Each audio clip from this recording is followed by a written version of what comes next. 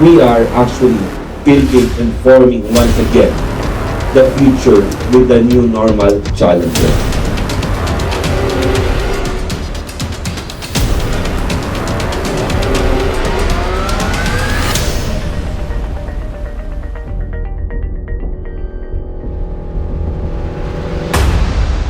The 10th virtual flag raising ceremony held on June 8, 2020, Monday, hosted by the Miss Earth Cares 24/7, marked another week of commitment and dedication of service by employees of the provincial capital.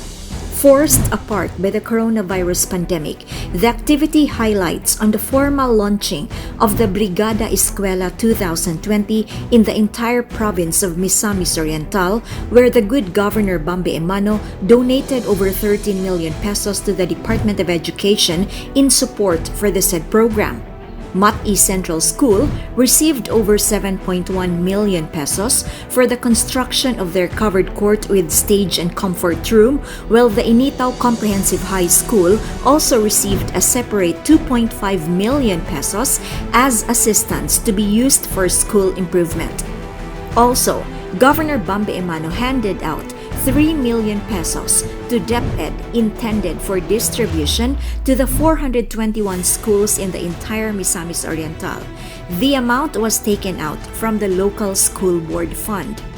The activity was attended by board member Gerardo Boboy Sabol III, being the chair for Education, Culture and Arts, Schools Division Superintendent Mr. Jonathan de la Peña, and members of the local school board, while principals and teachers linked up in a teleconference via the Google Meet to officially kick off Brigada Eskwela.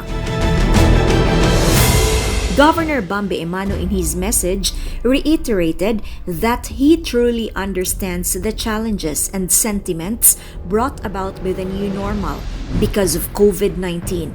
However, notwithstanding the prevailing setting, he wants to ensure that quality basic education will still continue despite the threat in adapting to the new normal in school. Also on that day, a total of 120 complete set of personal protective equipment was handed out by the Provincial Task Force for COVID-19 to the Aviation Security Unit 10, whose main task is to secure the Laguindingan Airport.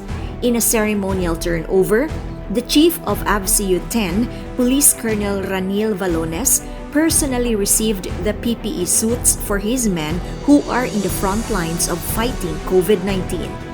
The governor wants to make certain that personnel from the airport security won't be infected with the dreadful virus, especially now that the airport is accepting commercial flights from other parts of the country.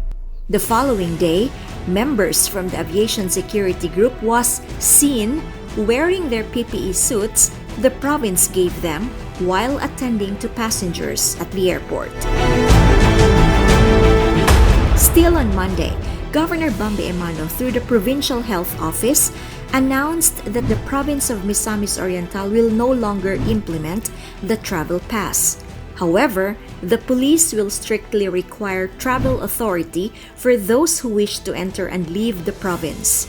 A civilian other than the APOR or authorized persons outside residence is required to get a certificate of residence from his or her barangay, a medical certificate from the Rural Health Unit stating that the person is not under monitoring or investigation before he or she can finally get a travel authority issued by the Chief of Police from the municipal or city police station. The governor clarified the issuance of travel authority is not within his mandate but of the National Interagency Task Force and DILG, which is beyond his control. That same day, all job order and casual employees from the 8 province-run hospitals in Misamis Oriental rejoiced over unexpected news from the chief of the provincial hospital. Dr. Jerry Kalingasan revealed in excitement that their job contracts with the provincial government are automatically renewed. This initiative of Governor Bambi Emano is to alleviate and uplift the hardworking frontliners amid the current health crisis. He is convinced that the containment efforts of the province's medical workers have placed the pandemic under control. Dako ang among pasalamat kay Governor Bambi Emano sa automatic renewal para sa among mga casual o job order. Governor Bambi, kami naghinaot na magpadayon ng imong maayong pagserbisyo sa katawan sa Misamis Oriental. Ug ania kami nga anda mo alagad uban kanimo. Sa mausab pa, daghan kaayong salamat, Governor Bambi Emano. Governor Bambi, together with Doc Jerry, also called on to Misamisnons that while the province continued to ramp up its fight against the coronavirus, it cannot drop its guard against its old foe, the dengue. Despite the drop in dengue cases in Misamis Oriental, PHO underscored how everyone should still be vigilant and observe proper measures in preventing the spread of dengue, especially in communities this rainy season. The office is currently working to educate local government units on how to handle COVID-19 and dengue separately. On Tuesday, June 9, 2020, candidates for Miss Philippines Earth 2020 were all glammed up in locally designed pieces as they walked on makeshift runways, either in their homes or big space. In the case of Miss Coyamis 2020 Isobel Tianyo from Opol, Misamis Oriental, she joined the virtual long gown competition Tuesday afternoon from the City Hall of El Salvador, Misamis Oriental. Streamed live on Facebook, she flaunted her beauty wearing Gigi Aisa's masterpiece. The Provincial Tourism Officer, Attorney Jeffrey Saclot, have always been supporting the journey of Tianyo and the rest of the candidates representing the province of Misamis Oriental. Also on Tuesday, the Misamis Oriental Provincial Jail revealed the proposed isolation facility to rise inside the compound of MOPJ purposely for persons deprived of liberty who are considered PUMs and PUIs. Engineering and architectural recommendations have already been submitted by the Provincial Engineering Office through its head engineer Mario Batar. The more or less 400,000 pesos 14-bed capacity isolation unit is designed to make sure potential COVID-19 carriers are kept separate from inmates until they complete the mandatory 14-day quarantine period and be cleared to be transferred in the cell. Governor Bambi Emano was compelled to act urgently following an overcrowded prison. He said it is essential that jail officers and staff are working closely to ensure no one ill is entering the facility to protect other PDLs, especially the vulnerable ones. On Wednesday, June 10, 2020, Misamis Occidental Governor Philip Tan felt a great deal of gratitude to Misamis Oriental Governor Bambi Emano. In his Facebook post, Governor Tan was humbled by the support of Governor Emano to the 8 locally stranded individuals from Miss Oc. He likewise thanked the Provincial Tourism Officer, Attorney Jeffrey Saclot, for assisting them with their needs. He said he did not expect such warm reception, yet the provincial government have gone an extra mile to reinforce in this time of crisis. He felt immensely gratified for the spirit of "We Heal as One."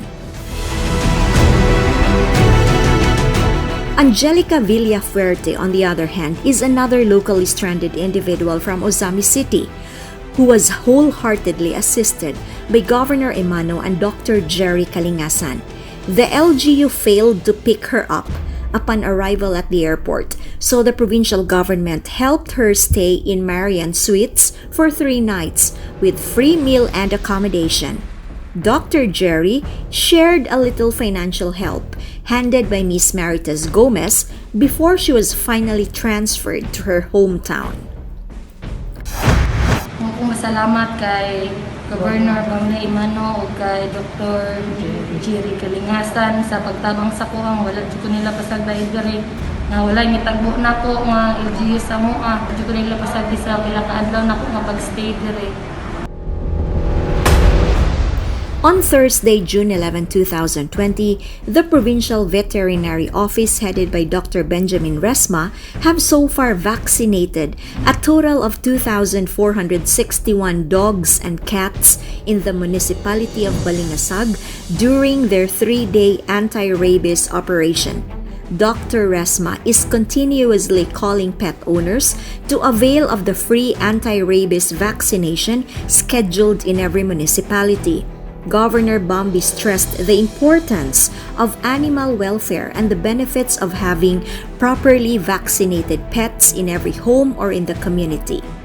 Meanwhile, the veterinary office is also happy to inform that the animal quarantine station in Magsaysay have so far generated an income of more than 200,000 pesos for the month of May to June this year.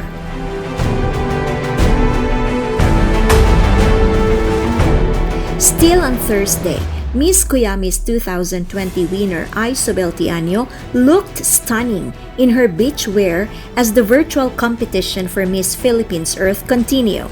The competition was conducted using the Zoom meeting platform where the ladies performed from their own homes.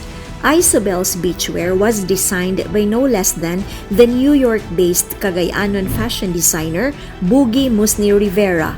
He produced a stylish swimwear that made the Misamis Oriental representative feel beautiful without showing too much skin. Meanwhile, on that same day, Thursday, was the culmination of the Child Development Workers Week to give honor and recognition to our daycare workers in the province of Misamis Oriental for their invaluable contribution in molding the young children in their early years of life. Meriden Lilay Okot, being the head of the Provincial Early Childhood Care and Development Office, said, "Highlight of the celebration this year is the official recognition of retirees who have served 15 years and above, including those active daycare workers. The province gave them a certificate of appreciation, a personalized card from the governor, and some cash." Governor Bambi Emano thanked CDWs who have contributed to youth development and painstakingly provide substitute parental care and early childhood education to children ages 2 to 4 years old in government-operated daycare centers in the entire province. Akong itunol ang dakong pagpasalamat ngadto kang Governor Bambi Emano nga diin sa akong 20 ka tuig sa pagpanerbisyo karon pa jud sukad mahitabo ug labi na sa paghatag niya og dugang pinansyal sa mga CDWs nga nanerbisyo sulod sa 15 ka tuig ngadto sa 30 pataas. Dako kay ko pagpasalamat kang Bambi Emano nga diin nadumduman pa di ay niya ang usa ka retiree sa hasaan niya iyang tagaan sa dako kayod nga budget para sa pag-retire. Also happening on June 10 and 11 was another round of financial assistance to families of locally stranded individuals. A total of 88,000 pesos was released by the Provincial Social Welfare and Development Office or PSWDO through Junlimar Abella. 14 LSIs from Opol, Lagindingan, and El Salvador benefited from the aid worth 28,000 pesos, while some 30 LSIs from Hasaan, Claveria, Villanueva, and Taguluan also received 60,000 pesos. Another 6 people personally claimed their financial assistance from the PSWD office in the amount of 12,000 pesos. Attorney Nadia Emano, in close coordination with the Miss or Cares coordinators, successfully distributed the aid from the provincial government to rightful beneficiaries. Furthermore, from June 7 to 12, the Provincial Task Force for COVID-19, together with the Provincial Employment Services Office, Ms. Zorobabel Waberabe, have again assisted 45 returning OFWs and 24 LSIs. They also assisted 294 Misamisnons on board commercial flights in the entire week.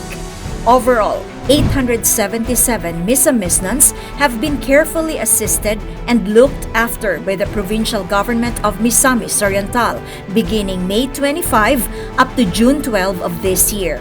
While a sum of 111 returning OFWs and LSIs were billeted in Marian Suites with free food and accommodation.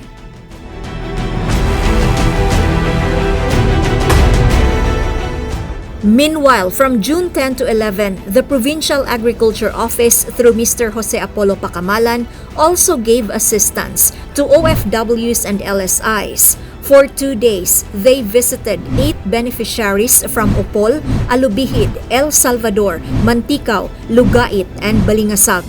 They handed 58 packs of vegetable seeds consisting of pechay, okra, and squash, including 15 bags of hybrid corn seeds and 8 sacks of organic fertilizers for each of the recipient, and another 10 kilos of adlay seeds. On Friday, June 12 of 2020, the commemoration of the 122nd anniversary of the Declaration of Philippine Independence was quick and ordinary, but was never less significant. Only a few employees from the Misamis Oriental Provincial Jail, or MOPJ, spearheaded the celebration in front of the provincial capital. After the flag raising, they also offered flowers at the Heritage Monument of Misamis Oriental. Under the official celebration theme, Kalayaan 2020, Towards a Free, United, and Safe Nation, Governor Bambi Emano in his message honored the valor of our frontliners in the battle against COVID-19. Just like past heroes, the governor valued their sacrifices of time, energy, expertise, and even their own lives to keep our province safe. On Saturday, June 13, 2020, a team from PSWDO, headed by Mr. Junleymar Abella, went to Libertad, Misamis Oriental, where the first positive COVID-19 patient resides. The provincial government handed the family cash and goods, which they need in these trying times. Governor Emano and Dr. Kalingasan, though saddened by the report, remain focused and optimistic that the virus will eventually be contained in the province.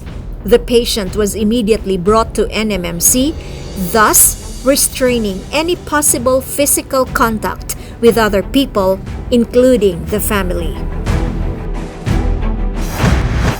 Another week has gone by very quickly, and all the efforts of Governor Bambi Emano through his department heads is just a fraction of his daily grind and only a glimpse of more work that still lies ahead. He believes it is necessary to embrace perseverance in everything that we do if we want to reach massive levels of success. The message is so simple but so important. Jinky Receipt, PIO.